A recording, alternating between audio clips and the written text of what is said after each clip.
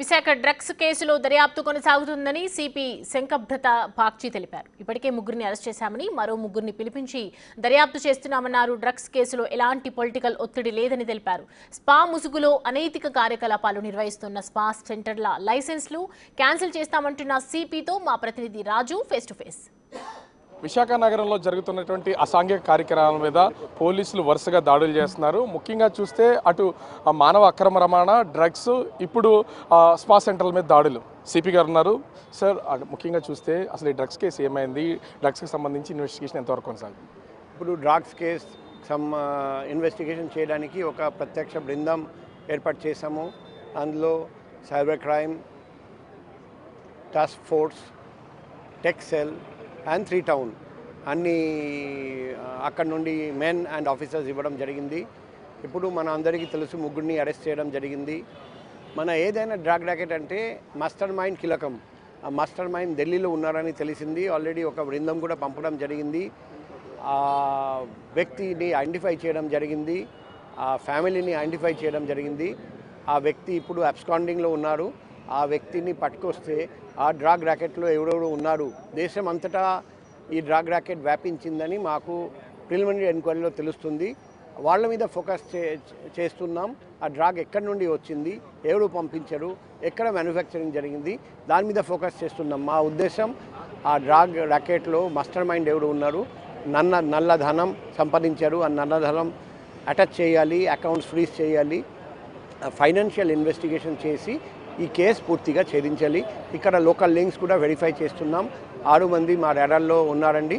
వాళ్ళు కూడా ఎటువంటి డ్రగ్ ర్యాకెట్తో సంబంధం ఉందా లేదా అది వెరిఫై చేస్తున్నాం. కానీ అది టైం టేకింగ్ ప్రాసెస్. ఎందుకంటే IPDR data, CDR data, mobile tower location data, తర్వాత సోషల్ మీడియా డేటా రావడానికి టైం పడుతుంది. అందుకే టీం టైం తీసుకుంటున్నారు. త్వరలో మంచి బ్రేక్ త్రూ వస్తుందని ఆశిస్తున్నాం. కేసుకు సంబంధించి పొలిటికల్ ప్రెషర్ ముఖ్యంగా విమర్శలు చేస్తూ ఉన్నారు. అలా అంటే మీరు చెప్తున్న దాని ప్రకారం ఇన్ని లెక్కలు చెప్తున్నారు. ఒకవైపు నుంచి చూస్తే కొంతమంది తప్పించడానికి అనేది పోలీసుల మీద కూడా పొలిటికల్ ప్రెషర్ ఉందనేది జోరుగా జరుగుతున్న ప్రచారం. దీని మీద ఏమంటారు? ఇప్పుడు ఇనిషియల్గా ముగ్గురిని పికప్ చేసి తర్వాత విచారించి ఇద్దరిని వదిలేసాము. తర్వాత ఇద్దరిని కూడా రెగ్యులర్గా పిలిపిస్తున్నాము. వాళ్ళ ఫోన్, వాళ్ళ అకౌంట్ ట్రాన్సాక్షన్స్ అన్నీ విచారిస్తున్నాము. వాళ్ళ మీద ఎటువంటి పక్కా ఆధారాలు ఉంటే ఖచ్చితంగా వాళ్ళను అరెస్ట్ చేస్తాం.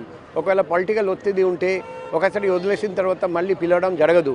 పొలిటికల్ ఒత్తిడి లేదు కాబట్టి మేము రెగ్యులర్గా పిలుస్తున్నాం, విచారిస్తున్నాం. కానీ ఎవిడెన్స్ లేకుండా ప్రెస్లో డిమాండ్ ఉంది అరెస్ట్ చేయమని, అందుకే ప్రెస్ డిమాండ్ మేరకు అరెస్ట్ చేయడం మన చట్టంలో లేదు.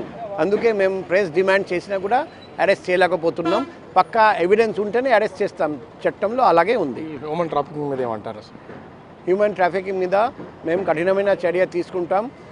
ఆల్రెడీ మాకు ఎవరెవరు విక్టిమ్ అయ్యారు వాళ్ళు నాకు కాల్ చేస్తున్నారు. మేము కూడా బయటికి వెళ్లకుండా ఎయిర్పోర్ట్లోనే ఆపుతున్నాం, కేసు పెడుతున్నాం, ఏజెంట్స్ని అరెస్ట్ చేస్తున్నాం. మాస్టర్ మైండ్ కొందరు విదేశంలో ఉన్నారు, ఎల్ఓసి ఇష్యూ చేసి వాళ్ళని కూడా తీసుకురావడానికి ప్రయత్నం చేస్తున్నాం. ఈ స్పా సెంటర్స్కి సంబంధించి కంటిన్యూగా జరుగుతున్నటువంటి దాడిలో ఏమైనా ఐడెంటిఫై చేశారా? ఇప్పుడు ఐడెంటిఫై చేసి దాడులు చేస్తున్నాం. లాస్ట్ 24 అవర్స్లో 9 మంది విక్టిమ్ని రెస్క్యూ చేశాము. ముద్దాయిలందరినీ అరెస్ట్ చేసి జైలు పంపిస్తున్నాం.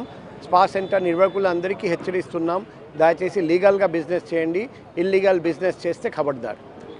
పోలీసులు అయితే కంటిన్యూగా చేస్తున్నటువంటి దాడులకు సంబంధించి కూడా ముఖ్యంగా అటు స్పా సెంటర్ల మీద, అదేవిధంగా మానవ అక్రమ రవాణా, ముఖ్యంగా చూస్తే డ్రగ్స్ కేసు ఎలాంటి పొలిటికల్ ప్రెషర్ లేదు. ఖచ్చితంగా అందరినీ కూడా పిలిపిస్తున్నాం, ఎంక్వైరీ చేస్తున్నాం. కింగ్ పిన్స్ ఎవరున్నారో వాళ్ళని పట్టుకోవడమే ప్రధానమైనటువంటి ధ్యేయం. అదేవిధంగా హ్యూమన్ ట్రాఫికింగ్ సంబంధించి వచ్చినటువంటి సమాచారం ప్రకారం అటు ఎయిర్పోర్ట్ దగ్గరే నిలుపుదల చేస్తున్నాం. స్పా సెంటర్ల మీద కూడా కంటిన్యూగా దాడులు జరుగుతాయని విశాఖ సిపి శంకబ్రత బాగ్చి చెప్తున్నారు.